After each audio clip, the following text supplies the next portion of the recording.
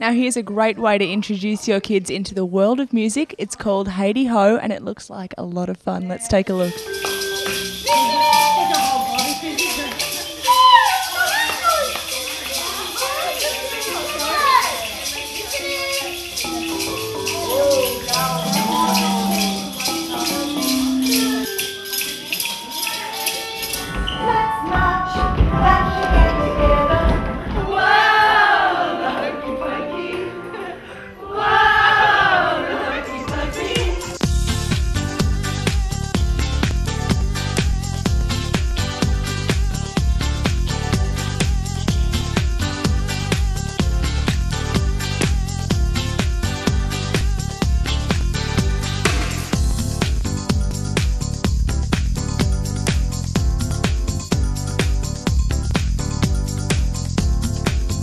I'm here with Kathy from Haiti Ho. Thank you for talking to us. Oh, you're very welcome. Thank you for coming along. That's all right. How long's Haiti Ho been up and running for? Oh, Haiti Ho actually originally started in about 1986, and then Jenny Wilkinson took over the helm around about 10 years ago, and since then it's been developing and expanding right throughout Melbourne. Yep. Both from the perspective of family sessions, as you've seen here today, yep. and we also go into childcare centres and do some one-off sessions at kindergartens and perhaps home situations as well. But probably the best place to look for a more detailed situation would be haitihomusic.com.au, which is our That'll tell website. you all the venues as well? Yes, definitely all the details of who runs what session and where they are, what times, how much, all those things. Yep.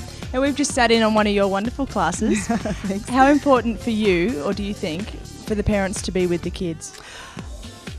I think it's wonderful that they can join in. Obviously in a childcare centre that's not possible, but certainly from the perspective of parents really getting involved with their children, they can take home everything that they've done with us here, and it's terrific if they can follow that on at home. Haiti Ho's about lots of different things, not just music. It's about using music as a tool to look at lots of different aspects of child development. So we break up the sessions into three major parts, where the first part we're looking at fine motor skills and cognitive development, yep. Really looking at stimulating the brain, using tools like crossing midline, finger puppets, imaginative play type situations.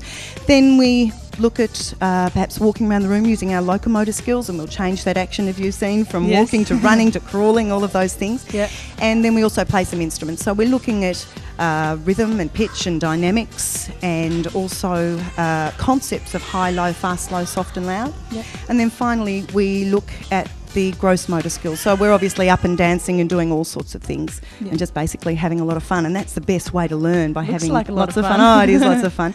But it's terrific from the kids' perspective too, because music is one of the few things that actually lights up the whole brain. It stimulates the whole brain to actually digest it. So that's fantastic in the long term for children.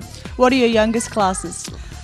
Well, the age group you saw then was probably about the youngest, but certainly I've had children from as young as 4 and 5 and 6 months old. And then of course you've always got the situation where you've got the older brother or sister, mum's just had a baby, and you know, babies learn in utero too, and I find very often that the ones who've been coming since babyhood or since in utero really respond beautifully, and they find it almost pacifying to be here. They can sleep through the loudest crashing and banging that you could imagine. What else do you do over the course of the year? Oh, lots of different things. Just recently we've included Auslan Sign Language, and it's fantastic to see that the youngest children really do take it on board. We sing songs like things like maybe the rainbow song, where we're going red and yellow and pink and green, and the youngest ones really pick it up, and we try and cover as much as we can in the simplistic form, maybe things like animals and food and maybe modes of transport, you know, buses and cars and all those kinds of things. Also, we have introduced multicultural songs recently, and we try and teach some of the kids how to say hello and goodbye in different languages, and please and thank you, and Do a they few learn things like quickly? that. Incredibly quickly, which is no surprise really, because it's that window of opportunity where they're really learning language skills, so it's the best time to learn.